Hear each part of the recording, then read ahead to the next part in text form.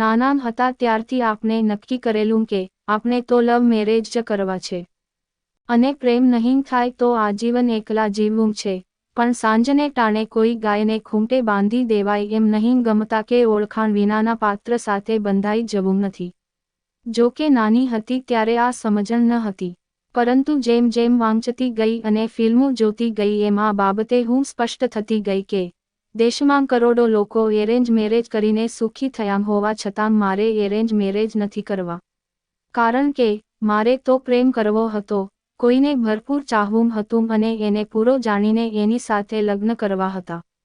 લગ્ન બાદનો પ્રેમ મને હંમેશા પરાણે કે નછૂટકે કરાયેલો પ્રેમ લાગ્યો છે અને એના વિશે જ્યારે વિચારું છું ત્યારે જ મને ગુંગળામણ થઈ આવે છે. તો અનુભવવાની તો વાત જ દૂરની.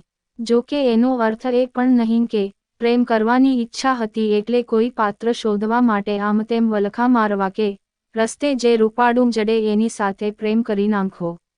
કોલેજના વર્ષોમાં મેં એ પણ નક્કી કરેલું કે જો સહજતાથી પ્રેમ થઈ જાય તો કોઈ વ્યક્તિને લખલૂટ પ્રેમ કરવો છે, અને જો સહજતાથી પ્રેમ નહીં થાય તો જાત સાથે બળજબરી નથી કરવી. પણ પેલું કહેવાયું છે ને કે તમને કંઈક કરવાની દિલથી ઈચ્છા હોય તો તમને તમારી ગમતી પ્રવૃત્તિ કરવાની મોકળાશ આપવા બ્રહ્માંડની તમામ શક્તિઓ કામે લાગી જાય છે. તો બાપા આ તો દિલની જ વાત હતી, જેને મેં ખરા દિલથી ચાહેલી. તો મને પ્રેમ નહીં થાય એવું બને ખરું, પણ થયો, મને પ્રેમ પણ થયો અને મેં એની મજા પણ ખૂબ માણી. અને એટલે જ આજે લખી રહી છું એ કહાની. જો કે મને પ્રેમ કરવાની ખેવના હતી, છતાં પ્રેમની શરૂઆત મેં નહીં કરેલી એ પણ એક મોટું આશ્ચર્ય છે. જેની સાથે પ્રેમ થયો એ વ્યક્તિ દિવસો સુધી દીઠી નહોતી ગમતી, તો એની સાથે પ્રેમ તો ક્યાં કરવા જવાના. વિરલ એનું નામ. કોલેજમાં સાથે જ ભણતો અને ભણતરની બાબતે અમારી વચ્ચે ચડબડ થઈ ગયેલી.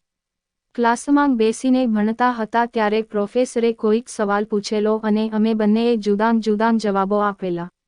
પહેલા મેં જવાબ આપેલો એ ખોટો હતો અને પછી એને ઊભા થઈને જવાબ આપેલો એ સાચો હતો. પ્રોફેસરે જ્યારે એના સાચા જવાબને વખાણેલો ત્યારે એ મારા તરફ જોઈને ખંધું હસેલો. એનું એ હાસ્ય મને એવું બાળી ગયેલું કે એ ઘડીથી એ મારી સામે ફરકે કે મનમાં એનો વિચાર સુદ્ધાં આવે તો મારામાં કશુંક ચચરવા માંડતું.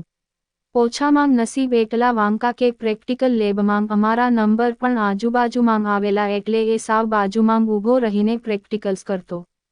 એને એ વાતની ખબર હતી કે મને એના પર તિરસ્કાર છે એટલે એ જાણી જોઈને મારી બાજુમાં ઊભો રહીને એની સ્માર્ટનેસ બતાવતો અને મને વધુ ચીડવતો. જો કે એ જે કોઈ હરકત કરે એને હું અવગણતી અને એવું બિહેવ કરતી જાણે એની હાજરીથી મને કોઈ ફરક જ નથી પડતો. કોઈક વાર એ જાણી જોઈને પ્રેક્ટિકલના સાધનો નહીં લાવતો અને પછી મારી પાસે મારા સાધનો માગીને એ પ્રેક્ટિકલ કરતો. અને હું બાઘાની જેમ એમ જ ઊભી રહેતી. એક દિવસ એને શું ભૂખ ભરાયું કે એને મારી પાસે મારો મોબાઈલ નંબર માગ્યો. એની આ હિંમતથી હું એના પર ભડકી ઉઠી અને વિરલને બરાબરનો લઈ કાઢ્યો. જો કે એ સમયે એને કોઈ પ્રતિભાવ નહીં આપ્યો અને મારા તરફ જોઈને માત્ર મલકાયા કર્યું. એનું એ હાસ્ય અને મીઠી નજર એ દિવસે મને પીગળાવી ગયેલા એ વાત હું સ્વીકારું છું. કારણ કે એ હાસ્યમાં માત્ર હાસ્ય નહીં પણ કોઈક ગજબ સંદેશ પણ હતો. બીજા દિવસે એને ફરી એ જ કરતૂત કરી અને મારી પાસે મારો મોબાઈલ નંબર આપ્યો.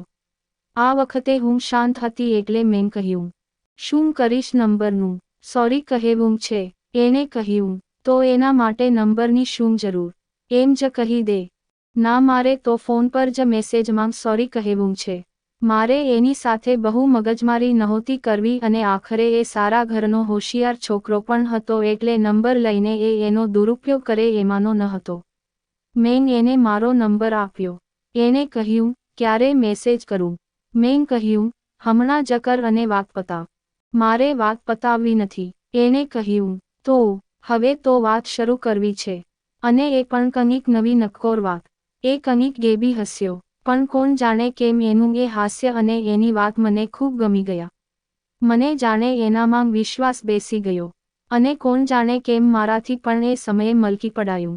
એ દિવસે અમે ત્યાંથી છૂટાં પડ્યાં પછી થોડા સમયના અંતરે મારી નજર મારા મોબાઈલ પર જતી.